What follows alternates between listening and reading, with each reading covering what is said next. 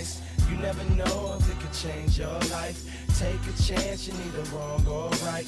You never know if you don't roll them dice. You better roll them dice. You never know if it'll change your life. Our next question comes from Whiskey Jack, and Whiskey Jack writes, here's a question that's been bugging me lately. How do you keep the mystery alive with the long-lived races? It's not much of a shocking twist to learn the founding. This sounds like some sort of relationship. That's right. Listen. My partner and I are both gnomes. We live 400 years. We've been together for 300 of them. My partner's constant tinkering with various mechanical devices is beginning to drive me crazy. My partner, Eliandril, and I have been together for 150 years, and it's just hard to keep things interesting, you know? So my partner is constantly bugging me about traveling to the undying lands or to Evermeet across the sea. I'm not ready to go. I don't want to go to the Grey Abby, Harbor, Prudence, but every day there's a new brochure for the Grey Harbors on the kitchen table, and I just how do we resolve this? Okay, so my partner Grine, son of Grimnar, has become obsessed with gold. Now, we all love gold as dwarves, but this has been going on for 100 years. How do I stop him from digging too greedily and too deep? Whiskey Jack writes, sorry, back to the actual letter. Yeah, okay, we got to read the real question. The actual good question here is, it's not much of a shocking twist to learn the founding myth of the kingdom is a lie if the dwarf, elf, and gnome in the party were there 300 years ago. Right. So how do you keep the mystery alive in the past if you have long-lived races? Well, the cheeky answer is just really balloon your timeline. Make sure everything happens in like 1,000-year increments. So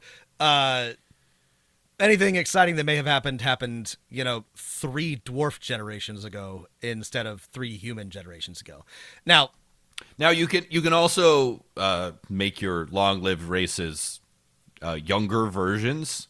You can say they were secluded from humans at that time, or you could get really weird with it.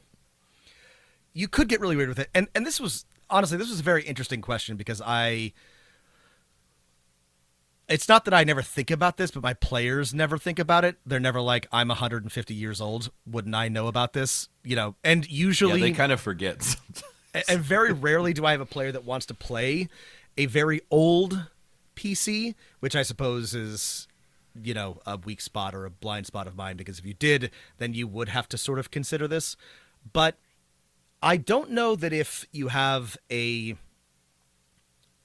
guess if you are leaning on, a twist about the history of the region or the kingdom that you're in, and you have a player that would have been around for that, that's actually an opportunity, right? Right. I think, take it as an opportunity. Say, you don't know what happened, but let's find out why that is. Right.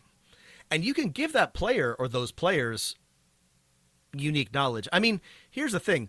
We have all lived through events that we did not find the truth about until later in our lives. We may have suspected or had intimations one way or another, but for example, regardless of whether or not this was convincing to you, this country, the United States of America, went to war believing that there were, weapons of mass destruction in Iraq. We now know that to not be true, and that lots of people knew that wasn't true, and yet we were all there. So it didn't make it any less of a revelation when the truth came out, despite the fact that we, had been alive. Well, that's a bad example because we all knew, but whatever. You know what I mean? Yeah, or you could take a much less like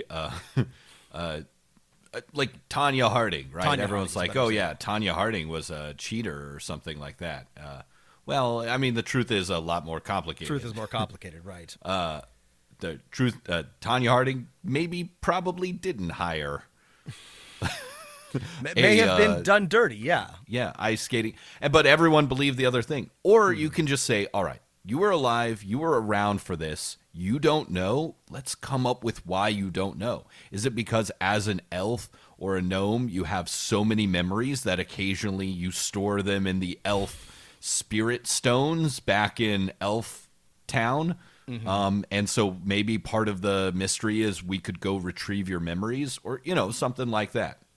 Or yeah, maybe Were maybe you as under a a mass coping illusion? mechanism, either Yeah. deliberate or accidental. You've locked these memories away, and they either have to be psychologically or magically unlocked. It's however Or you want you to could approach it. say you do know, and your character is part of the conspiracy, but they've buried that deep down, and you'll get to reveal it once the other players find out the truth, and it'll be a fun role playing opportunity if you're cool with that. This is a very, very good question, and one of the things I think about, especially Forgotten Realms world building, that the longer you poke at it, the less it makes sense. So, very good question, Whiskey Jack. But I do think that, especially when it comes to PCs, there's ways to see this as an opportunity rather than an obstacle.